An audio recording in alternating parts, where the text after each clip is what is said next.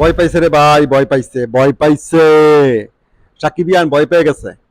ভয় পাওয়ারই কথা, সুপারস্টার সাকিব খানের নাম নিলেই ভাই পানি খায়। সেখানে তো ভয় পাওয়াটা স্বাভাবিক। ফাইনালি সাকিবিয়ান মেগাস্টার সুপারস্টার সাকিব খানকে কিন্তু ভয় পেয়ে গেছে, এবং ভয় পাইয়া জঙ্গি সিনেমার জঙ্গলে পালায় গেছে।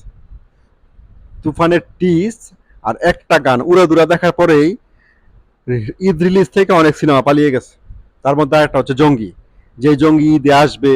এবং তুফানের সবচেয়ে বড় প্রতিদ্বন্দ্বী যদি শাকিব খান আনপ্লেয়েবল। শাকিব খান হচ্ছে একটা ইয়র্কা।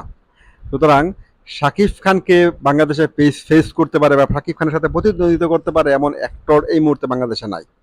যদিও স্বপ্নম ইয়াসমিন বুবলি বারবার শাকিব খানের সাথে প্রতিদ্বন্দ্বিতা করার চেষ্টা করেছে, বা বিভিন্ন প্রডিউসাররা শাকিব খানের এন্ট্রি হিসেবে তাকে দাঁড় করিয়ে দিয়েছে। সেই জঙ্গি কিন্তু ঈদে আসছে না বন্ধুরা। অর্থাৎ শাকিব খানের ভয়ে এই জঙ্গি পালিয়ে গেছে। কারণ তুফানের সাথে আসলে যে কি হবে সেটা সবাই বুঝতে পারছে ইতিমধ্যে, যে তুফানের সাথে ফাইট করার জন্য বাংলাদেশে কোনো মুভি নাই। যে আসবে সেই শেষ হয়ে যাবে, সেই ধ্বংস হয়ে যাবে, অর্থাৎ প্রডিউসারের ইনভেস্টমেন্টটাই জ্বলে যাবে। এখন সেই তুফানের সাথে ফাইট করতে আসছে না জঙ্গি, এবং এটাই সত্যি। তুফানের ভয়ে জঙ্গি পালিয়ে গেছে। অর্থাৎ ঈদে তুফান রিলিজ হচ্ছে, সেটা ইতিমধ্যে শাকিব খানের পেজ, রায়হান রাফির পেজ, SBF, চরকি সবাই এটা ফাইনালি করে দিয়েছে যে তুফান ঈদুল আজহায় আসছে।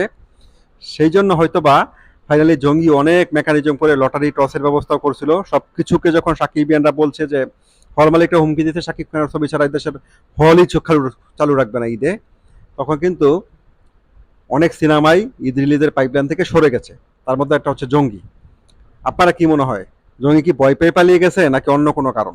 আপনারা সবাই বলে রাখবেন, কমেন্ট সেকশনে বলে যাবেন। আর সাকিবিয়ান আসছে তুফান, তুফানের খুব দ্রুত তুফানের অ্যাডভান্স বুকিং ওপেন হয়ে যাবে, এবং সেই সাথে তুফানের একটা গানও কিন্তু খুব দ্রুত রিলিজ হতে যাচ্ছে। হ্যাঁ, সবাই তুফানের সাথে থাকুন।